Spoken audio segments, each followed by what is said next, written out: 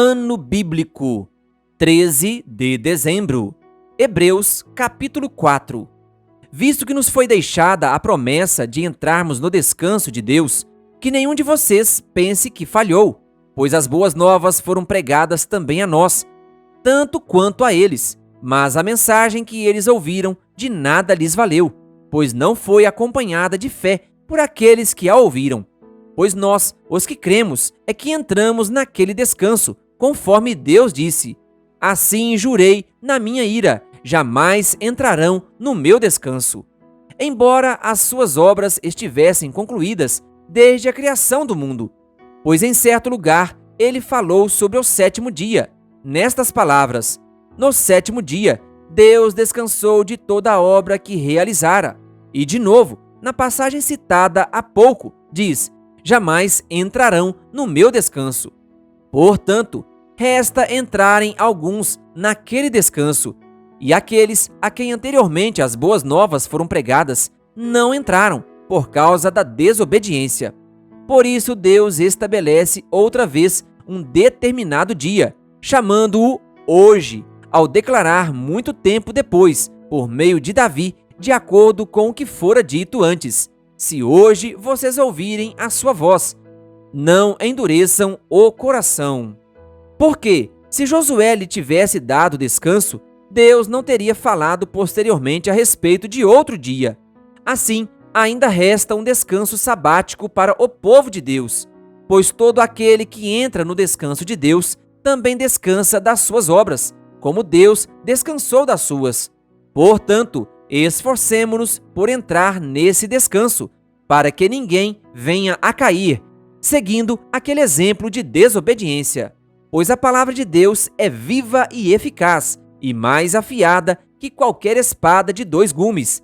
Ela penetra até o ponto de dividir alma e espírito, juntas e medulas, e julga os pensamentos e intenções do coração. Nada em toda a criação está oculto aos olhos de Deus. Tudo está descoberto e exposto diante dos olhos daquele a quem havemos de prestar contas.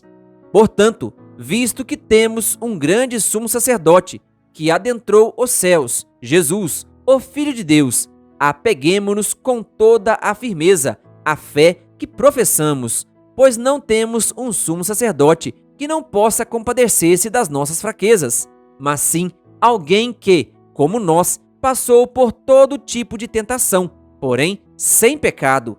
Assim, aproximemo-nos do trono da graça com toda a confiança, a fim de recebermos misericórdia e encontrarmos graça que nos ajude no momento da necessidade.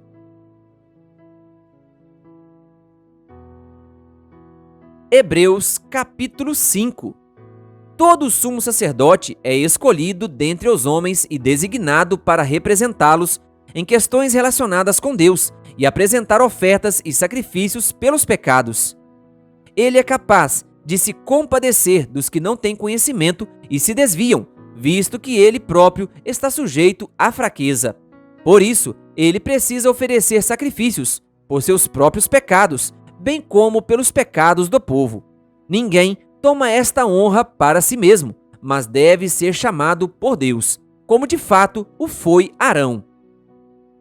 Da mesma forma, Cristo não tomou para si a glória de se tornar sumo sacerdote, mas Deus lhe disse: tu és meu filho, eu hoje te gerei.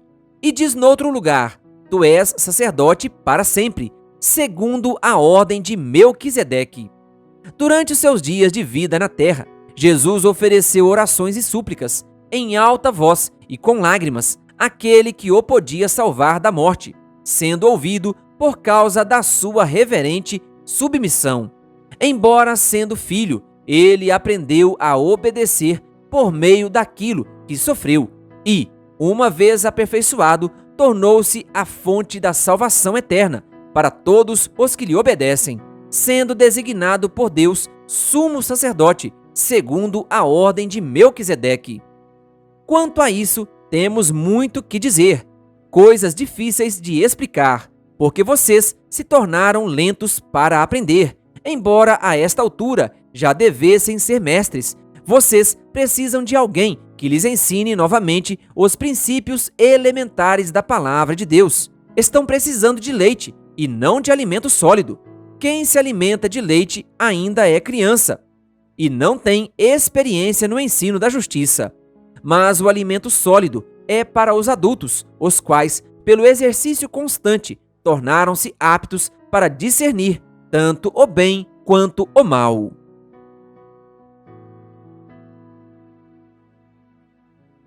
Hebreus, capítulo 6.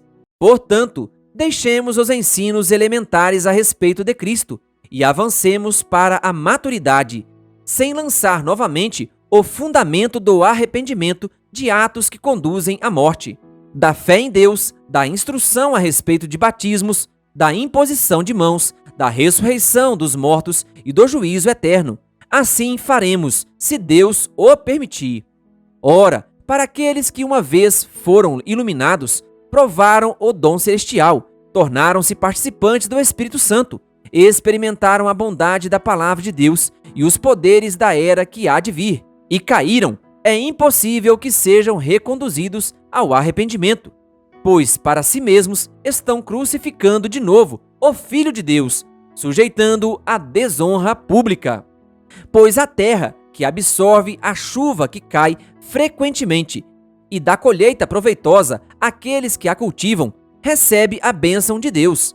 Mas a terra que produz espinhos e ervas daninhas é inútil e logo será amaldiçoada. Seu fim é ser queimada. Amados, mesmo falando dessa forma, estamos convictos de coisas melhores em relação a vocês, coisas próprias da salvação. Deus não é injusto.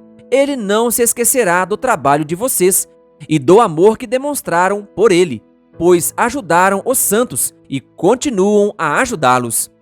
Queremos que cada um de vocês mostre essa mesma prontidão até o fim, para que tenham a plena certeza da esperança, de modo que vocês não se tornem negligentes, mas imitem aqueles que, por meio da fé e da paciência, recebem a herança prometida.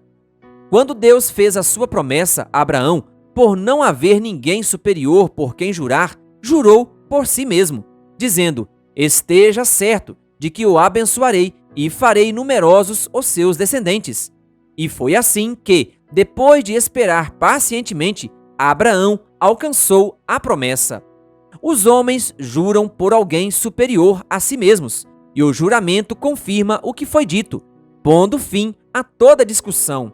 Querendo mostrar de forma bem clara a natureza imutável do seu propósito para com os herdeiros da promessa, Deus confirmou com o juramento, para que, por meio de duas coisas imutáveis nas quais é impossível que Deus minta, sejamos firmemente encorajados. Nós que nos refugiamos nele para tomar posse da esperança a nós proposta.